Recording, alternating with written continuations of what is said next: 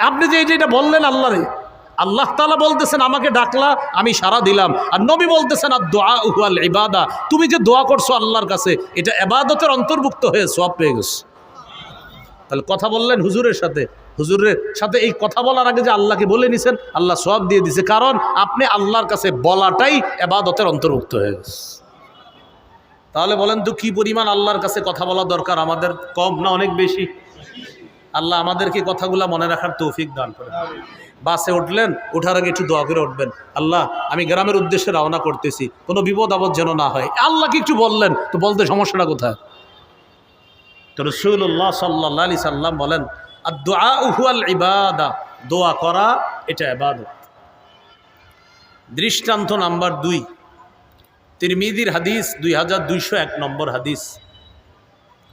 রাসূলুল্লাহ সাল্লাল্লাহু আলাইহি সাল্লাম বলেন আল ইবাদাতু ফিল হরজ কাহিজরাতিন ইলাইয়া, ফিতনার জামানায় আমার কোন উম্মত ইবাদত করা আমি নবীর কাছে হিজরত করার সমতুল্য। এই যুগে নবীর কাছে সশরীরে হিজরত করার কি কোনো সুযোগ আছে? নাই। সাহাবায়ে কেরাম মক্কা থেকে হিজরত করে মদিনায় গেছে। আল্লাহ রসুল বলেন ফিতনার জামানায় আমার উম্মত ইবাদত করা কেমন যেন আমি নবীর কাছে হিজরত করার মতো। আবু দাউদের হাদিসে আসছে ফিতনার জামানায় আমার এক উম্মতের ইবাদত আল্লাহ তাকে 50 জনের সওয়াব দান করবে। সাহাবায়ে কেরাম জিজ্ঞাসা করলেন হুজুর এটা কোন 50 জন? আমরা 50 জন নাকি ওই যুগের 50 জন? যেমন এই যুগে একজন ইবাদত করলেন 50 জনের নেকি কামাই করলেন, এই 50 জনের নেকি যে আপনি পেয়ে গেলেন এটা কি এই যুগের 50 জন নাকি সাহাবায়ে কেরামের 50 জন? এটা সাহাবায়ে কেরাম রাসূলুল্লাহ সাল্লাল্লাহু আলাইহি সাল্লামকে প্রশ্ন করলেন। নবীজি জবাব দিলেন বাল আজরু 50 মিনকুম, তোমরা সাহাবীদের 50 জনের নেকি আমার ফিতনার জামানার এক উম্মতকে আল্লাহ দান করবে। সুবহানাল্লাহ। তাহলে এবার আপনারা বলেন এই ফিতনার জামানায় ইবাদত কি পরিমাণ করা দরকার? আল্লাহ আমাদেরকে সুযোগগুলা কাজে লাগিয়ে সময়গুলা কাজে লাগানোর তৌফিক দান করেন। সময় খুব কাজে লাগান। মসজিদে আইসা পড়ছেন, জোহরের জামাত 1:30টায়, সুন্নত পড়ার পর দেখলেন এখনো 10 মিনিট বাকি আছে, বৈশা বৈশা ইস্তেগফার পড়েন, সুবহানাল্লাহ পড়েন, আলহামদুলিল্লাহ পড়েন। এগুলো পড়তে পড়তে আপনার মনে হইল হুজুর অনেক পড়ছে আর কি করবো, কোরআন তেলাওয়াত করেন। কোরআন তেলাওয়াত করতে করতে আপনার আর মন চাইতেছে না এখন পড়তে, কোরআন রেখে দেন। তাসবিহ পড়তে মন চাইতেছে না, ঠিক আছে আপনি চুপচাপ নিচের দিকে বসে থাকেন। আপনি যে মসজিদে নামাজের অপেক্ষায় আছেন, হাদিসে আছে ইন্তিজারুস সালাতি সালাতুন, নামাজের অপেক্ষা করাটাও নামাজ, মানে নামাজে থাকলে যেই সওয়াব পাবেন, নবী বলেন নামাজের অপেক্ষা করলেও সেই সওয়াব আল্লাহ দান করলেন। আমরা কি করি, যখন দেখি জামাতের 5-7 মিনিট বাকি আছে, পাশের জনকে কি অবস্থা, ছোট মেয়েটার বিয়ে হয়েছে আপনার, আর কি অবস্থা, মানে দুনিয়ার যত খোঁজ খবর আছে সব এনে মসজিদের বাহিরে কিন্তু একটু মনে পড়ে না এই কথাগুলা। মসজিদে যাওয়ার পর ইবলিস সব বুঝাই দিতেছে, তুমি যা যা কর এখানে বইলা ফেলো, বাইরে গিয়ে কিছু কেউ না, এখানেই বলো সব। এগুলা কেন, কথাগুলো সত্য কিনা? ইমাম সাহেব যদি কোনো কারণে জামাতে 2 মিনিট আসতে দেরি হয়, 30-এ জামাত, ঘটনাচক্রে 31 হয়ে গেছে, সবাই মিছিলের সহকারে ঘড়ির দিকে তাকাইবে, মিছিল দিয়া, আর দেখবেন যে সবাই মিছিল দিস। 1 মিনিট দেরি হইলে সবাই মানে একসাথে ঘড়ির দিকে তাকায়। যদি 2-3 মিনিট হয়ে যায়, 4-5 মিনিট, এই তখনই পুরা মসজিদ কথা বলা শুরু হয়ে যায়, ঘটনা কি এই সেই, এই হলো হালাত আপনার। কেন ভাই মসজিদে আছেন, ওনার 2 মিনিট দেরি হয়েছে, 2 মিনিট সুবহানাল্লাহ পড়েন আপনি। আপনারা একটু প্রথমে আমারে বলেন, ঠিক আছে 2 মিনিট দেরি হয়েছে, এই 2 মিনিট কি আপনাদের গুনাহ হয়েছে মসজিদে? তাহলে মসজিদে আপনার কেন এমন টেনশন? কিন্তু যখন আপনি ভোটার আইডেন্টি কার্ড বা কিছু বানাইতে যান, ফজরের আগে গিয়ে সিরিয়াল ধরে সারাদিন নাস্তা দুপুরের খাবার না খায়া বাস অপেক্ষা করতেছে, প্রস্রাব করতেও যায় না যদি কোনো সমস্যা হয়ে যায়। সুযোগগুলা কাজে লাগান, সময়গুলা কাজে লাগান। রাসূলুল্লাহ সাল্লাল্লাহু আলাইহি সাল্লাম বলেন ফিতনার জামানায় ইবাদত করা আমি নবীর কাছে হিজরত করার সমতুল্য হয়ে যায়। আল্লাহ আমাদেরকে এই জামানায় সব মুহূর্তগুলো, সব সুযোগগুলো রবের ইবাদতে কাজে লাগানোর তৌফিক দান করেন। আর একটা দৃষ্টান্ত নেন, মুসনাদে আহমদ হাদিসের কিতাব 6895 নম্বর হাদিস। এই হাদিসটি শোনানোর আগে আগে আপনাদেরকে একটু বলে নেই। এক ব্যক্তি প্রতিদিন এই মসজিদে বসে কোরআন তেলাওয়াত করে, ফজরের পরে হতে পারে, মাগরিবের পরে হতে পারে, এশার পরে হতে পারে। এই বেচারার অভ্যাস হলো প্রতিদিন সকালে 5 পৃষ্ঠা কোরআন তেলাওয়াত করে, সন্ধ্যায় 5 পৃষ্ঠা করে, যতটুকু পারে উনি কোরআন তেলাওয়াত করে। একদিন উনি অসুস্থ হয়ে গেছে। অসুস্থ হওয়ার কারণে ওই যে প্রতিদিনের সুন্দর ইবাদত কোরআন তেলাওয়াত, এটা উনি আর করতে পারে না। আপনারা বলতে পারেন, হুজুর আপনি এই দৃষ্টান্ত না দিয়ে অন্য ইবাদতের কথা বলতে পারতেন। আমি কোরআন তেলাওয়াত এই কারণে বললাম, কারণ আমাদের মধ্যে ইবাদতটার একদম কমতি আছে, এই জন্য শুধু তেলাওয়াতের কথা বললাম। আমাদের মাঝে যারা আছি আমরা, তাসবিহ পড়ার লোক প্রচুর আছে, সুবহানাল্লাহ বলার লোক প্রচুর আছে, আলহামদুলিল্লাহ বলার লোক প্রচুর আছে, দুরূদ পড়ার লোক আলহামদুলিল্লাহ প্রচুর আছে, কিন্তু কোরআন তেলাওয়াত করার মতো লোক শুধু রমজানে আছে আর সারা বছর নাই। এই জন্য তেলাওয়াত বললাম। তো কোরআন তেলাওয়াত করে এক ব্যক্তি প্রতিদিন, হঠাৎ অসুস্থ হয়ে গেছে। অসুস্থ হওয়ার পর ওই ব্যক্তি আজকে আর কোরআন পড়তে পারে না। এই ব্যাপারে রাসূল সাল্লাল্লাহু আলাইহি সাল্লাম বড় চমৎকার কথা বলছে, ইন্নাল আবদা ইযা কানা আলা তরিকাতিন হাসানাতিন মিনাল ইবাদা সুম্মা মারিদা। আল্লাহর কোনো বান্দা ইবাদতের সুন্দর একটা পদ্ধতি গ্রহণ করেছে, এই ইবাদতটা সে নিয়মিত করে, যেমন বললাম কোরআন তেলাওয়াত। সুম্মা মারিদা, এই বান্দা একদিন অসুস্থ হয়ে গেছে। কিলা লিল মালাকিল মুআক্কালি বিহি উক্তুব বিমিসলি আমালিহি ইযা কানা তলিকা। ওই ব্যক্তির সাথে নিয়োজিত ফেরেশতা, ওই ফেরেশতাকে আল্লাহ বলে, ও ফেরেশতা, আমার বান্দা সুস্থ থাকা অবস্থায় কোরআন তেলাওয়াত করত, যে সওয়াব তোমরা লেখতা, আজকে আমার বান্দা অসুস্থতার কারণে তেলাওয়াত করতে পারে নাই, সুন্দর ইবাদতটি সে আজকে করতে পারে নাই অসুস্থতার কারণে, সে করতে পারে নাই ওজরের কারণে। আমি আল্লাহ তো কম দিতে পারি না, আমার বান্দা প্রতিনিয়ত যেই ইবাদতটা করত, আজকে ওজরের কারণে না করতে পারলেও সওয়াব লেখা বন্ধ করবা না, প্রতিনিয়ত যেই সওয়াব লেখতা আজকেও সেই সওয়াব লিখে দাও। এই জন্য প্রিয় ভাইয়েরা, ইবাদতের সুন্দর কিছু পদ্ধতি আমরা প্রতিনিয়ত গ্রহণ করার চেষ্টা করব ইনশাআল্লাহ। আল্লাহ তৌফিক দান করেন। আরেকটা দৃষ্টান্ত দেখি ইবাদতের। সহিহুল জামে হাদিসের কিতাব, এই কিতাবের 4214 নম্বর হাদিস। রাসূলুল্লাহ সাল্লাল্লাহু আলাইহি সাল্লাম বলেন, ফদলুল ইলমি আহাব্বু ইলাইয়া মিন ফদলিল ইবাদাহ। সাধারণ জনগণের নফল ইবাদতের চাইতে আলেমের ইলম অন্বেষণ করার ইবাদতটা আমি নবীর কাছে আরো বেশি দামি। বুঝলাম না, সুবহানাল্লাহ দি বললেন না? এতক্ষণ প্রত্যেক কথা সুবহানাল্লাহ বললেন, যেই হুজুরকে ফজিলত কইলাম সব চুপ। আমাদের দেশের মানুষ হুজুরকে ওয়াজ শুনতে চায়, হুজুরকে কোনো ফজিলত বললে আর কথা হলো যে আমনাকে ফজিলত দেবো কার। এতক্ষণ সুবহানাল্লাহ বললেন জোরে জোরে, যেই বললাম আলেমের ইলম অন্বেষণের মর্যাদা, যে না আমরা সুবহানাল্লাহ কমু না কেন ভাই? এটা তো নবীর হাদিস, নবীজির এতগুলো হাদিসে সুবহানাল্লাহ বললেন, যে হুজুরদের সম্পর্কে নবী হাদিসটা বললো সব চুপ হয়ে গেলেন। এতেই বোঝা যায় আপনারাই চান এদেশে ইসলাম কায়েম না হোক। যদি না চান তাহলে এই দেশে মুসলমান 90 ভাগ, এর পরেও কেন আমরা পিছিয়ে থাকি বলেন? এই জন্য আমি বলি কি জানেন, আমাদের দেশে মুসলমান বেশি কিন্তু ইসলাম প্রিয় কম। কি বললাম বলেন তো? বলেন কি বেশি? মুসলমান বেশি, কি প্রিয় কম? ইসলাম প্রিয়।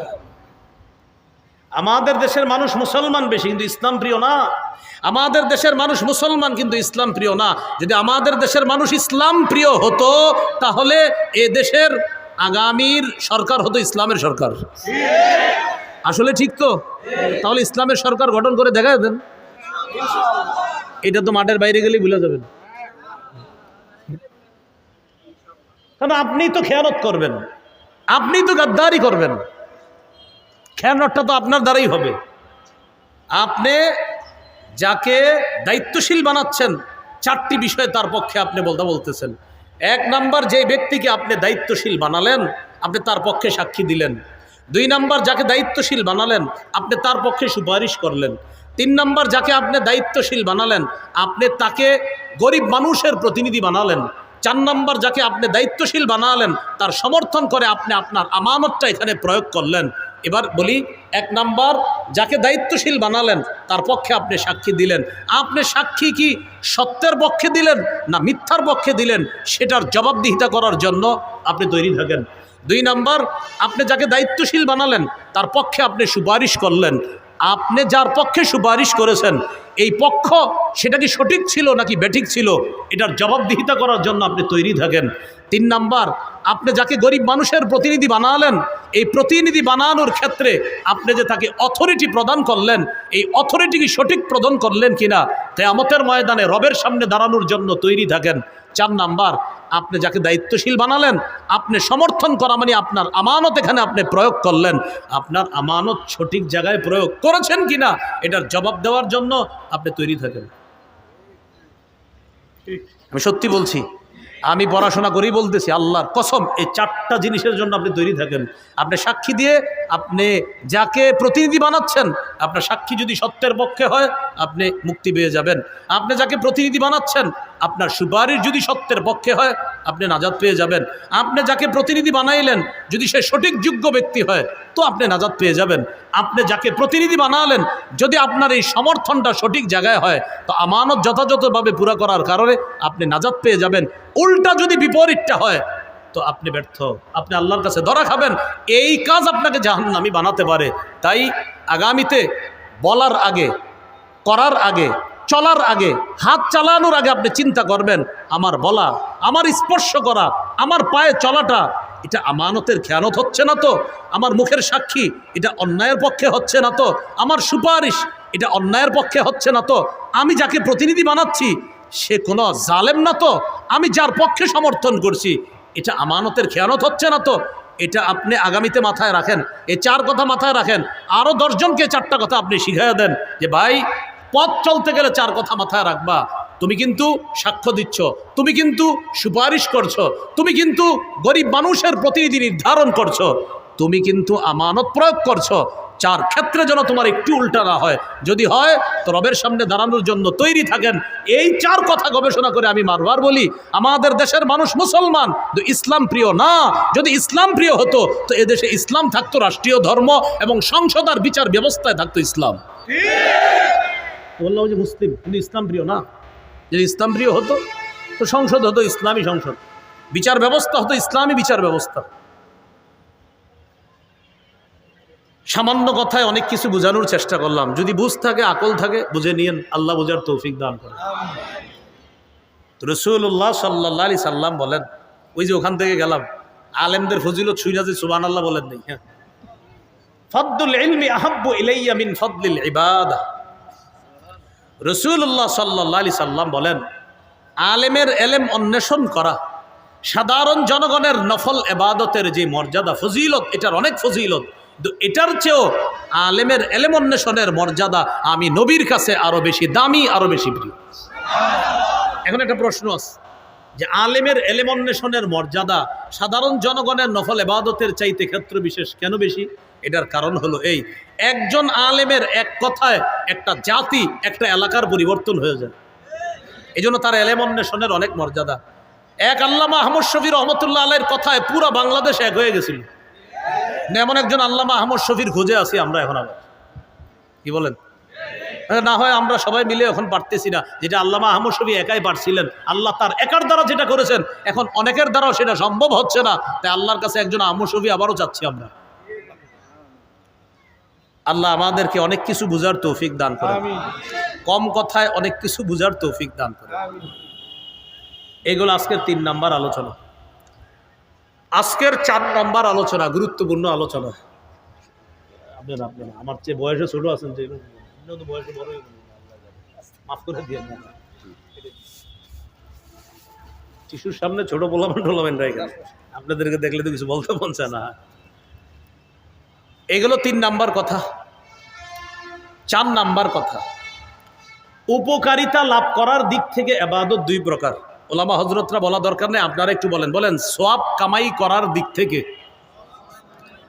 ইবাদত 2 প্রকার। 1, নিজে ইবাদত করে সওয়াব লাভ করা। 2, অন্যের সাহায্যে ইবাদত করে সওয়াব লাভ করা। বলেন তো, আমরা যে সওয়াব কামাই করি ইবাদতের, এই ইবাদত কয় প্রকার? 1, ইবাদতের সওয়াব কামাই করি কিভাবে? নিজে ইবাদত করে। আরেকটা হলো অন্যের সাহায্যে ইবাদত করে। নিজে ইবাদত করে সওয়াব কামাই করা, যেমন ফজরের আগের 2 রাকাত সুন্নত কারো সাহায্য করছেন না নিজে নিজে। জোহরের আগের 4 রাকাত সুন্নত, জোহরের পরে 2 রাকাত। আসরের আগে মন চাইলে আর কি 4 রাকাত সুন্নত, এশার আগে যদি সময় থাকে 4 রাকাত সুন্নত, এটা মন চাইলে ঐচ্ছিক পড়লে সওয়াব আছে, না পড়লে কোনো গুনাহ নেই। তো এই যে কাজগুলো করলেন, এগুলা কি অন্যের সাহায্যে না নিজে ইবাদত করলেন? এটা নিজে ইবাদত করে সওয়াব। কোরআনের একটা সূরা বললেন, নামাজের মধ্যে আপনি আলহামদুলিল্লাহি রাব্বিল আলামিন নিজে নিজে ইবাদত করতেছেন। তিরমিজির হাদিসে আছে, মান ক্বারাআ হারফাম মিন কিতাবিল্লাহ ফালাহু বিহি হাসানা ওয়াল হাসানাতু বিআশরি আমসালিহা। কোরআনের একটি অক্ষর যদি কেউ পড়ে, তার আমল নামায় 10টি নেকি লিপিবদ্ধ হয়ে যায়। এটা হলো নিজে ইবাদত করে সওয়াব কামাই করা।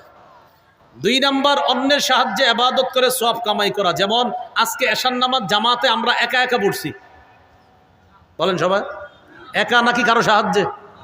কার সাহায্যে? ইমামের। বলেন কার সাহায্যে? তাহলে সুন্নত নামাজের সওয়াবটা একা একা ইবাদত করে কামাই করি, আর জামাতের সওয়াব কারো সাহায্যে ইবাদত করে সওয়াব কামাই করি। জামাতের সওয়াব পাইতে হলে কমপক্ষে 2 জন লাগবে, আর একা সওয়াব যেটা কামাই করি এটা একা একা নামাজে। তো ইমামের পিছনে জামাতে যেই সালাত আদায় করি, একা নামাজ আদায় করলে সওয়াব যা পাইতাম, ইমামের সাথে আদায় করার কারণে 27 গুণ বেশি সওয়াব আল্লাহ দান করে। তো এই জন্য একটা হলো নিজে ইবাদত করে সওয়াব কামাই করা, আর একটা অন্যের সাহায্যে। অসহায় মানুষকে সহযোগিতা কইরা যে সওয়াব পাবেন, এটাও অন্যের সাহায্যে সওয়াব কামাই করা। যেমন সাহায্য করলেন গরিবকে, গরিবের সাহায্যে সওয়াব পাইলেন আপনি, সুবহানাল্লাহ। আবার দেখেন কি বলি, সাহায্য করলেন গরিবকে, গরিবের কারণে সওয়াব পাইলেন আপনি। এই জন্য গরিবকে মাঝে মাঝে দান করলে ওর জন্য দোয়া করবেন, আল্লাহ তোমারে বাঁচায় রাখুক। বাঁচায় রাখুক কেন বলবেন? আপনি আল্লাহকে বলবেন বা মনে মনে বলবেন, আলহামদুলিল্লাহ গরিব আছে বলে আজকে সৎকার সওয়াবটা আমি পাইছি, ও না থাকলে আপনি এটা পাইতেন না। তো গরিবকে দান করার সওয়াব পাইলেন, এটা ওর সাহায্যে। যেমন বুখারীর বর্ণনা 5353 নম্বর হাদিস, আস-সাঈ আলাল আরমিলা ওয়াল মিসকিন কাল মুজাহিদি ফি সাবিলিল্লাহ আবিস সাইমিন নাহার আল কাইমিল লাইল আল কানিতি বিআয়াতিল্লাহ। রাসূলুল্লাহ সাল্লাল্লাহু আলাইহি সাল্লাম বলেন, কোনো ব্যক্তি যদি বিধবা নারীর সহযোগিতায় এগিয়ে যায় অথবা অসহায় মানুষকে সহযোগিতা করার জন্য এগিয়ে যায়, তাকে আল্লাহ কি পরিমাণ সওয়াব দান করবেন? মুজাহিদ জিহাদ করলে যেই সওয়াব, সারাদিন নফল রোজা রাখলে যেই সওয়াব, সারা রাত তাহাজ্জুদ পড়লে যেই সওয়াব, অন্যকে সহযোগিতা করলে আল্লাহ তাকে এই সবগুলা সওয়াব দান করে। তাহলে আমরা গুরুত্বপূর্ণ 2টি প্রকার শিখলাম ইবাদতের। সওয়াব লাভ করার দিক থেকে ইবাদত 2 প্রকার, একটা নিজে ইবাদত করে সওয়াব কামাই করা, আর একটা অন্যের সাহায্যে। তো এই উদাহরণটা মনে রাখার জন্য সবসময় মনে রাখবো, সুন্নত নামাজগুলা আমরা নিজে নিজে ইবাদত করে সওয়াব কামাই করি, আর ফরজ নামাজ অন্যের সাহায্যে ইবাদত করে সওয়াব কামাই করি। এই জন্য ইমাম সাহেবের বেতন বাড়াইতে গেলে আমরা 5-6 মাস মিটিং করি, তাও 500 টাকা বাড়াইতে গেলে অনেক টেনশন, যে হুজুর এত টাকা দিয়ে করবে কি। এটা এমনি বললাম আর কি কথাটা। এগুলো আজকের 4 নাম্বার আলোচনা। আজকের 5 নাম্বার সর্বশেষ আলোচনা, এটা ওলামা হযরত ছাড়া যারা আছেন আমার সাথে একটু বলেন। বলেন মাধ্যম হিসাবে ইবাদত 5 প্রকার, অর্থাৎ আমরা 5 মাধ্যমে ইবাদত করি। সবাই বলেন। 1, কলব দিয়ে ইবাদত করি। 2, মুখ দিয়ে ইবাদত করি। 3, শরীর দিয়ে ইবাদত। 4, অর্থ সম্পদ দিয়ে ইবাদত। 5, অর্থ সম্পদ এবং শরীর দিয়ে ইবাদত। এবার আপনারা বলেন তো 1 নম্বর কি দিয়ে? কলব দিয়ে। আপনারা বলতে হবে 1 নম্বর কি দিয়ে? এটাকে বলে আত্মিক ইবাদত। কি ইবাদত? মানে আত্মিক, আত্মার সাথে সম্পর্ক। 2 নম্বর যেন কি দিয়ে? এটাকে বলে মৌখিক ইবাদত। 3 নম্বর যেন কি দিয়ে? শরীর, এটাকে বলে শারীরিক ইবাদত। 4 নম্বর অর্থ সম্পদ, এটাকে বলে আর্থিক ইবাদত। 5 নম্বর অর্থ সম্পদ এবং শরীর দিয়ে, এটাকে বলে আর্থিক এবং শারীরিক ইবাদত। এবার বলেন তো 1 নম্বর কি দিয়ে ইবাদত করি? কলব দিয়ে যে ইবাদত করি, যেমন বিশুদ্ধ নিয়ত করা, এটা কলবের ইবাদত। আজকে এশার নামাজ যারা পড়তে আসছেন, মসজিদ থেকে বাসা থেকে বের হয়েছেন মসজিদের উদ্দেশ্যে, তো এশার নামাজ পড়তে আসছেন যারা, মনে মনে নিয়ত ছিল কি ফজর পড়া না এশা পড়া, বাস নিয়ত হয়ে গেছে। সহিহ বুখারীর 1 নম্বর হাদিস, ইন্নামাল আমালু বিন্নিয়াত আমলের প্রতিদান বিশুদ্ধ নিয়তের সাথে। তাহলে আজকে থেকে মনে রাখবো, কখনো যদি কেউ জিজ্ঞাসা করে আচ্ছা কলবের এবাদতের একটা দৃষ্টান্ত দেও তো, সাথে সাথে বলে ফেলবেন বিশুদ্ধ নিয়ত করা এটা কলবের এবাদত। মনে থাকবেন ইনশাল্লাহ। আচ্ছা আপনারা বলেন তো কলবের এবাদতের একটা দৃষ্টান্ত বলেন তো। নিয়ত করা। আরেকটা আছে, বলেন ইখলাস কলবের এবাদত। ইখলাস কিসের এবাদত? ইখলাস দেখানো যায় না, কোথায় থাকে? কলবে। যেমন একটা দৃষ্টান্ত দিলে সহজে মনে থাকবে সারা জীবন। আমি বলবো, আপনারা জবাব দিবেন। কোরআনের যতগুলা সূরা আছে সব সূরার নাম সূরার মধ্যে আছে।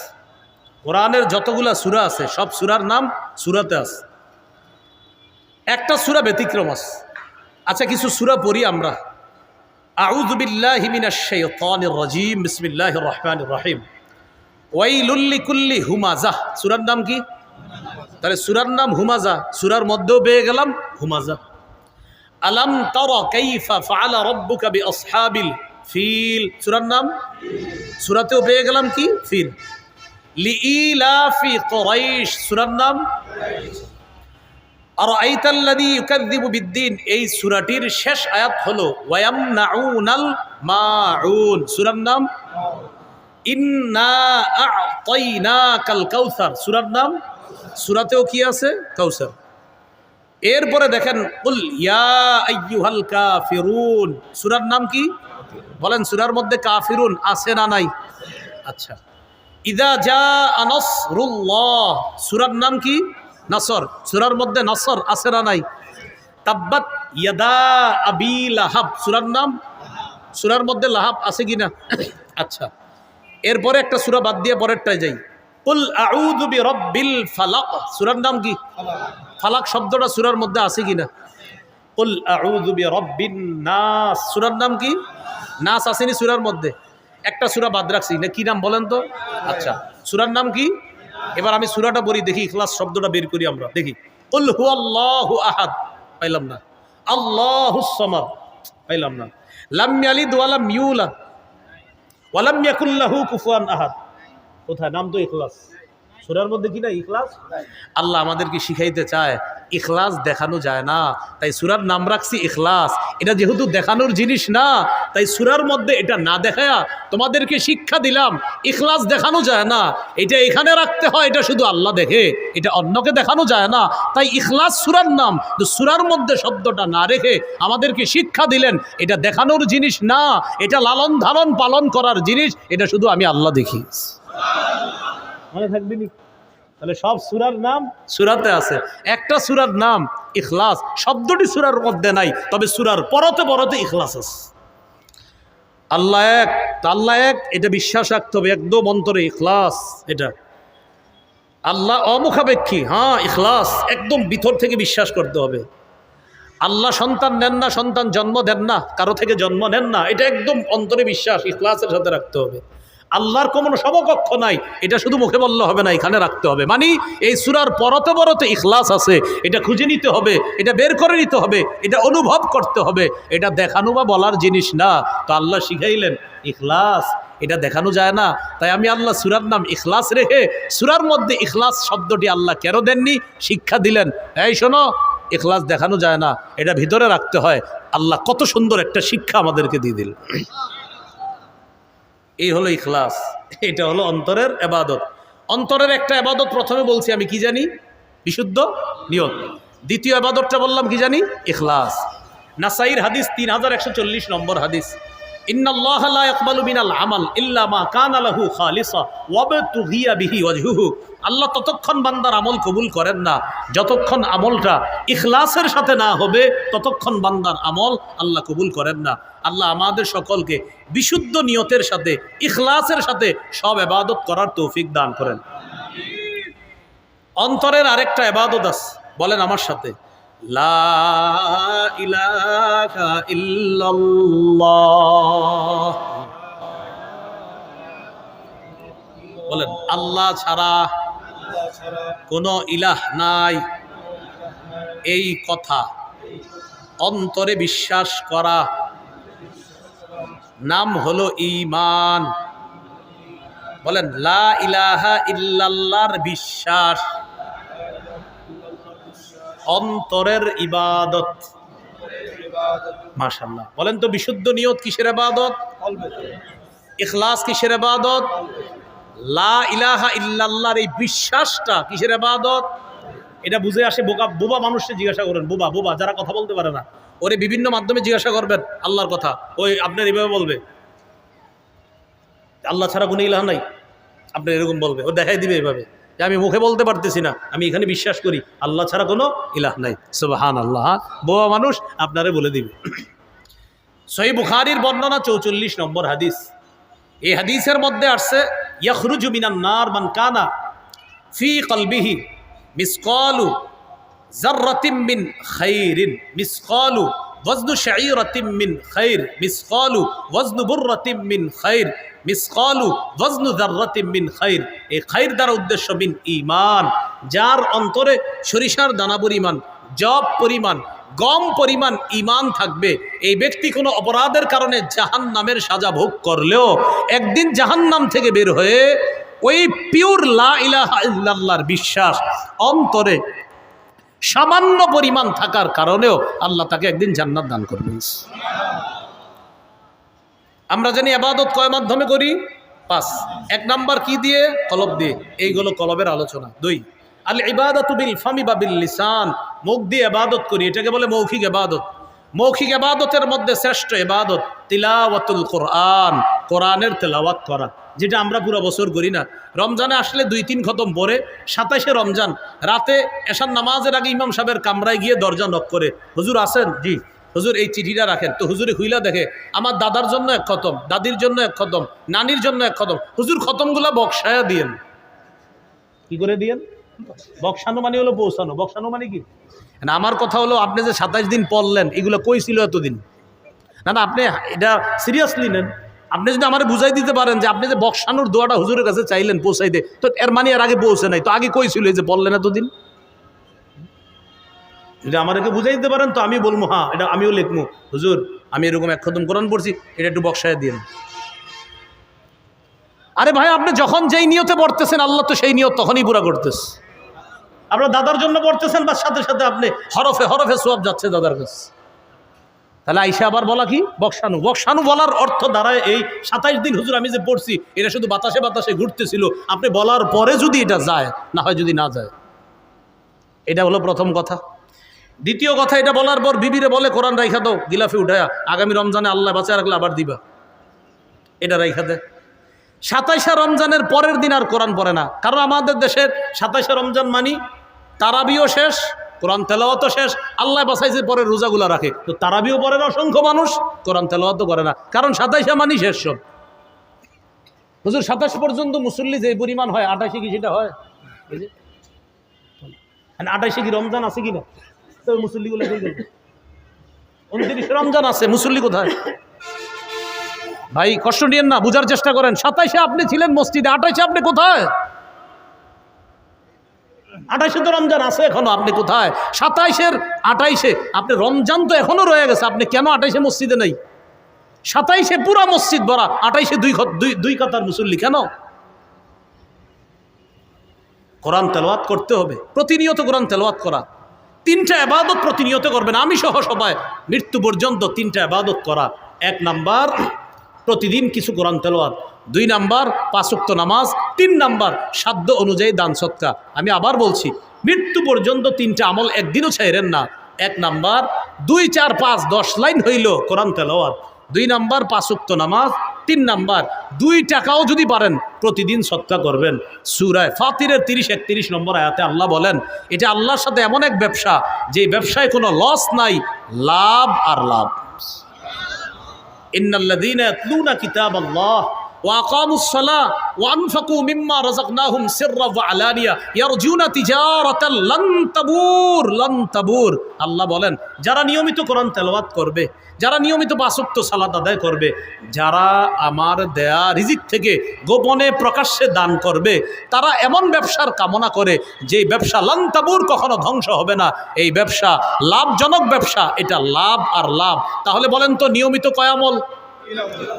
কোরআন তেলাওয়াত, 5 ওয়াক্ত নামাজ আর সাধ্য অনুযায়ী দান সদকা। ভাই কোরআন তেলাওয়াত করেন, আপনাদের হাতে পায়ে ধরে বলি নিয়মিত কিছু কোরআন তেলাওয়াত করেন, আল্লাহ তৌফিক দান করেন। নাসাইর হাদিসে আসছে রাসূল সাল্লাল্লাহু আলাইহি সাল্লাম বলেন, ইকরাইল কোরআন ফি 40, ও উম্মত অন্তত 40 দিনে এক খতম কোরআন পড়ো।